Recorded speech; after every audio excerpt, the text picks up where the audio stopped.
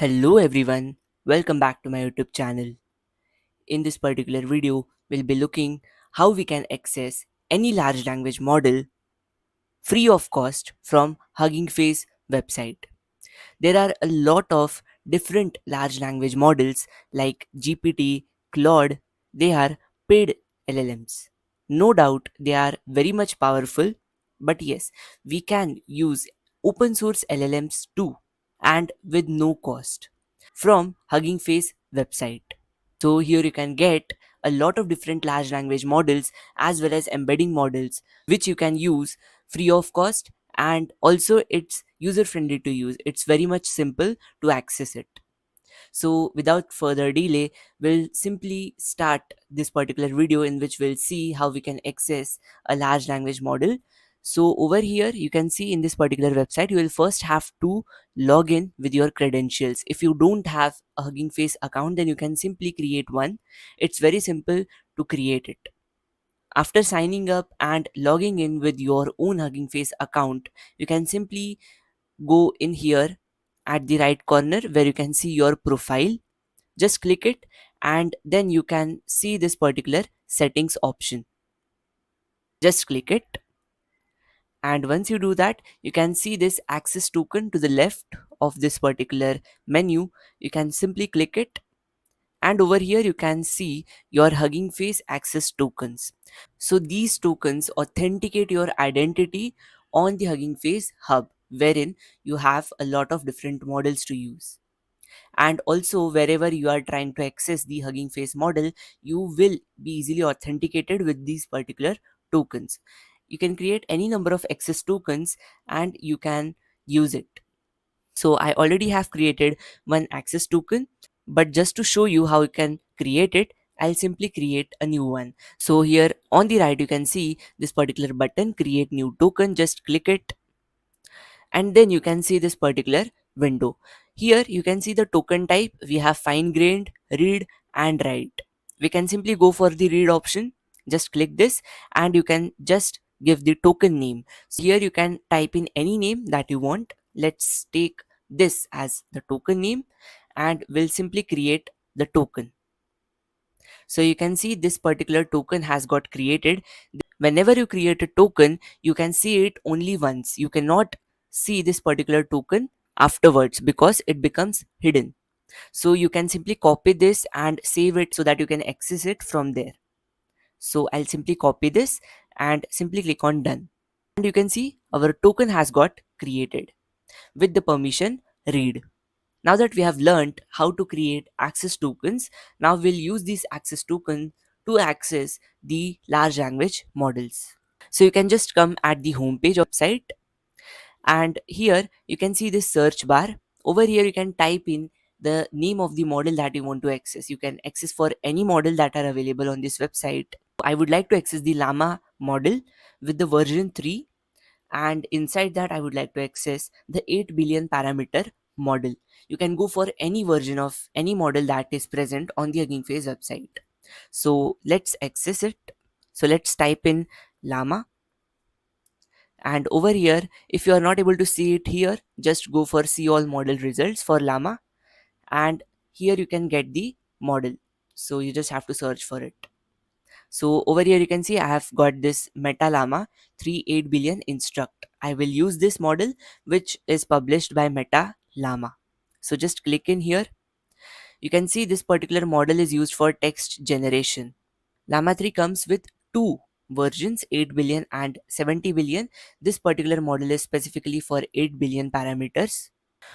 Of course, you can test this particular model here in the website itself. Let's say what is the capital of India,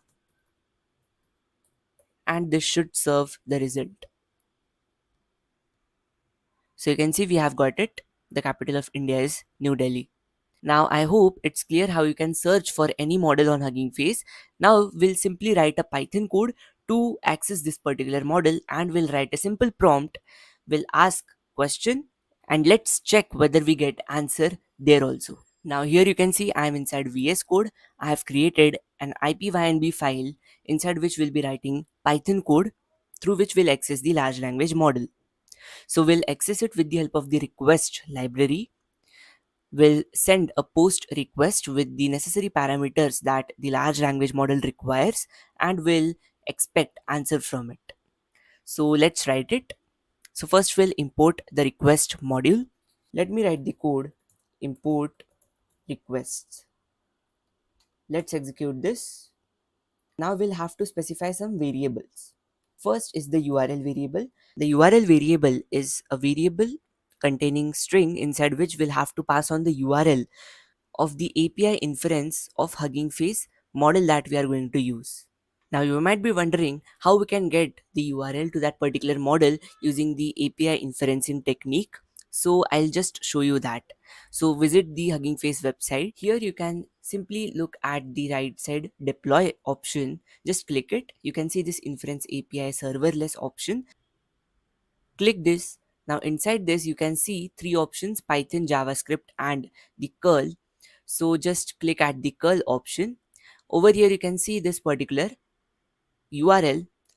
This is the URL to access the Hugging Face model using API inferencing. So over here we don't have to choose the V1 chat completion. We can simply go for this particular URL, only the URL to this particular model.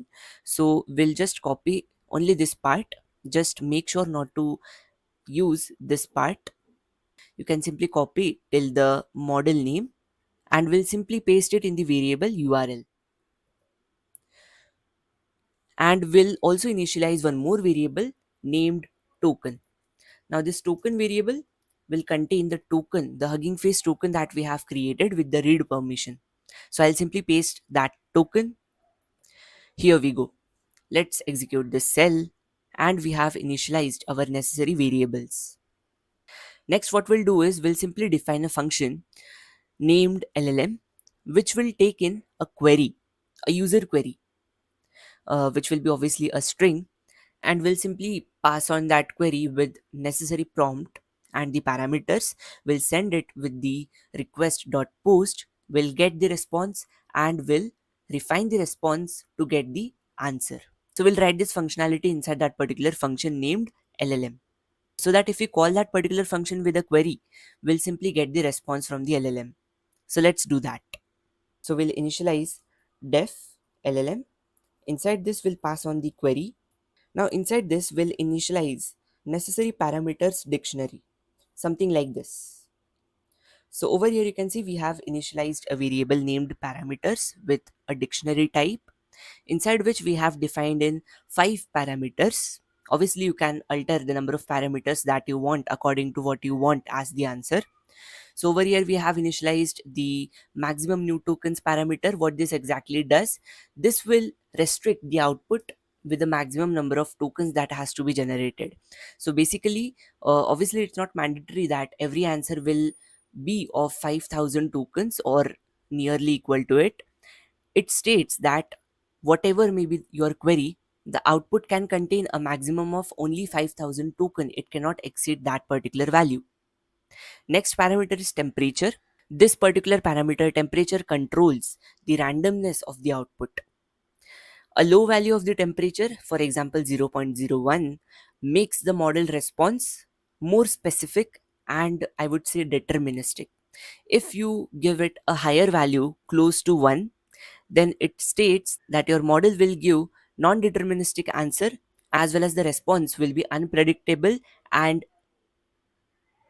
will be of a high variation every time you run the same query.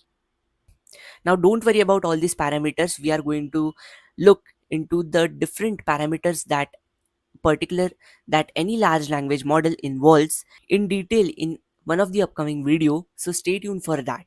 Here I'm just giving a brief overview of these parameters. We'll look into in detail of every single parameter in the upcoming video. Next is the top K.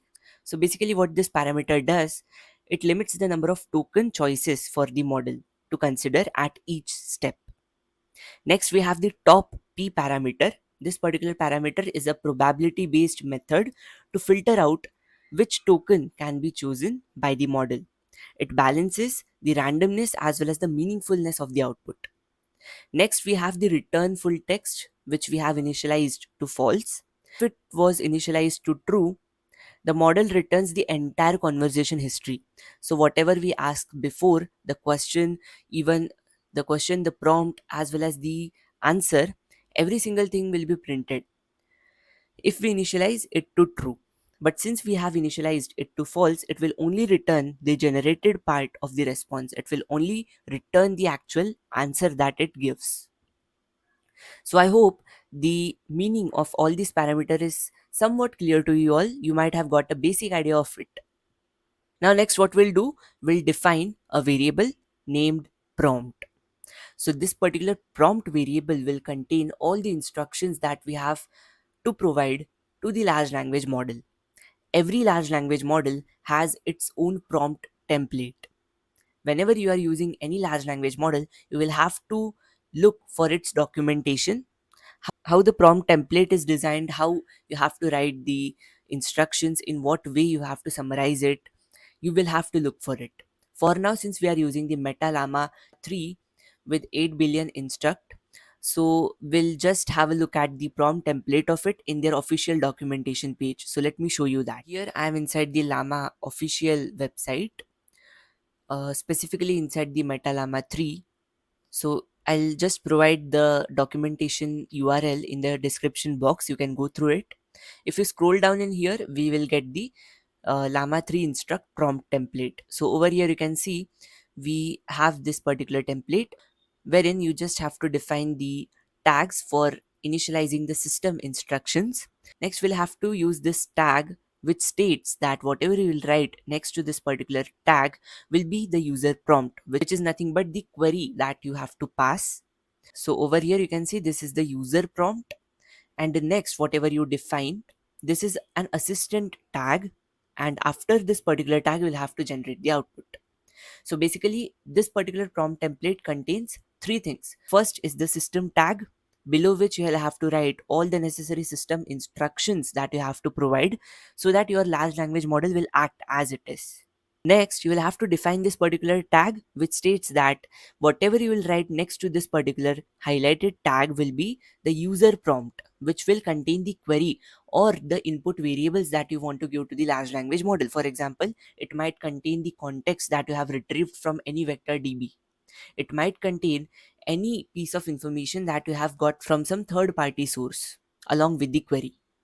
Next, after writing the user prompt, you will have to define this particular tag so that it tells the large language model all the instructions as well as the user prompt is done. Now it's your duty to generate the response to this particular instructions that I have given. So this is the prompt template. Also, I'll create a separate video on the prompt template so that you will understand each and every section why we need to define the instructions in the system user format only. I'll give you all the necessary tips and tricks in the upcoming videos. But for now, I hope this particular template is clear to you all. What we'll do is we'll simply copy this particular prompt template.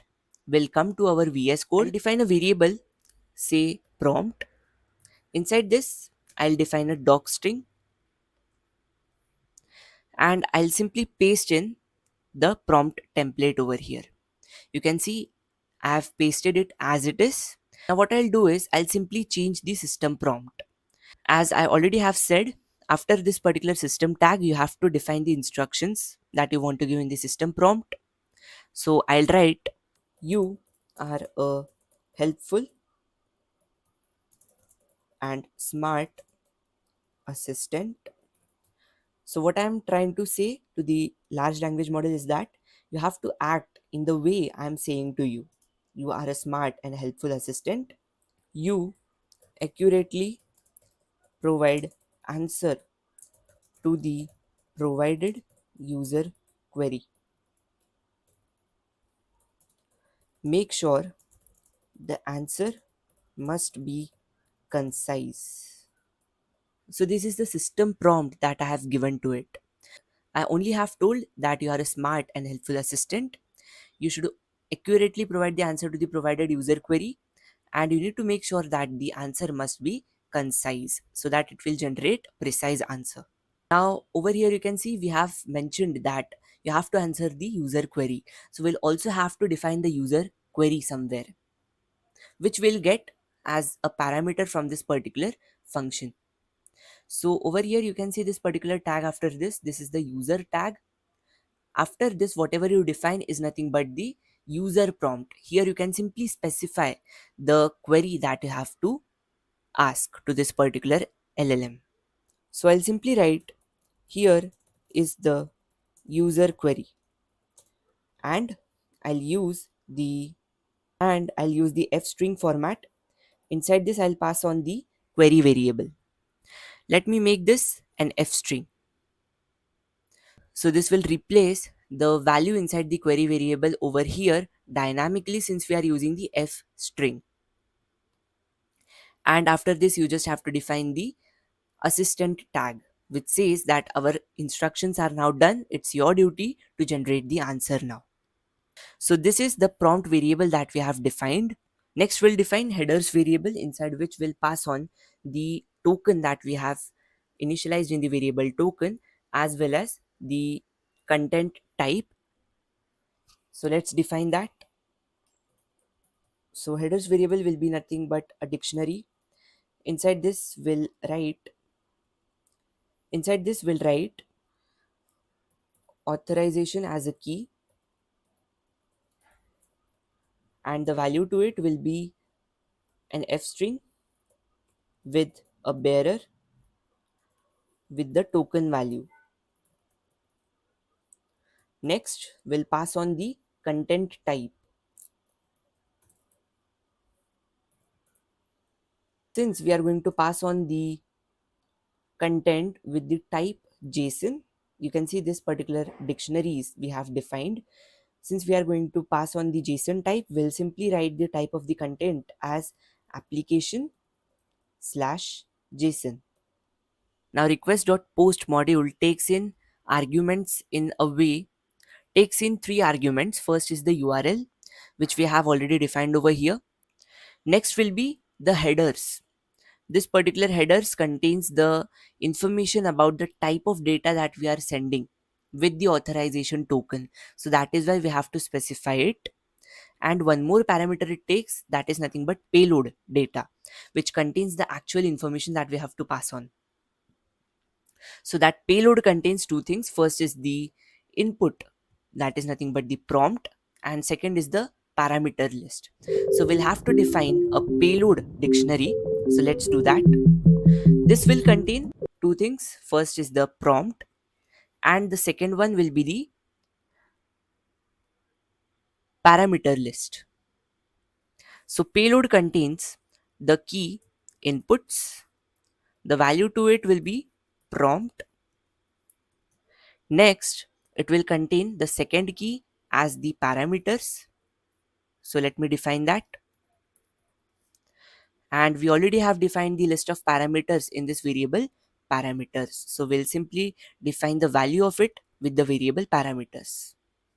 Now we are ready with all the information that we have to pass on inside the request.post. We have the payload, we have the headers, we have the URL. So now we'll simply use the request.post module. So let me write request.post. Inside this, we'll simply pass on the URL. Secondly, we'll pass on the headers with the variable headers. And thirdly, we'll pass on the JSON as the payload that we have simply prepared over here. And whatever this will return, it will be stored in the variable named response. So if everything that we have mentioned here is correct, the authorization token as well as the information that we have written in a specific format, if it is correct, then we'll get the response without any error. Let's try to return this response and let's check what we exactly get. So we'll simply return the response variable, and let's execute this particular function initialization, and it's done. Now let's try to call this particular function named LLM. Inside this we'll pass on the query hi. So let's execute this. It takes some time, and you can see we have got this 200 response. It means that we have got some response. it means that our information has got successfully hit the API and we have got the response successfully.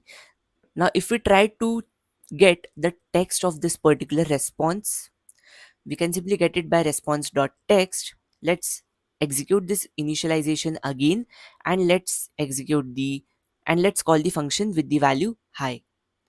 Over here you can see we have got this particular answer. Hello, it seems like you just said hi. Is there something I can help you with? Or would you like to chat? So, this is what we have got as a response. You can see it's working. We are accessing open source model, and that too with free of cost. You can see we are getting the response in a string format. So now we will just have to do some refining in this particular response. We can simply do that by simply not using the response.text directly. What we'll do is we'll store the response again in the variable response, but this time we are refining it. What we'll do is we'll simply do response.json,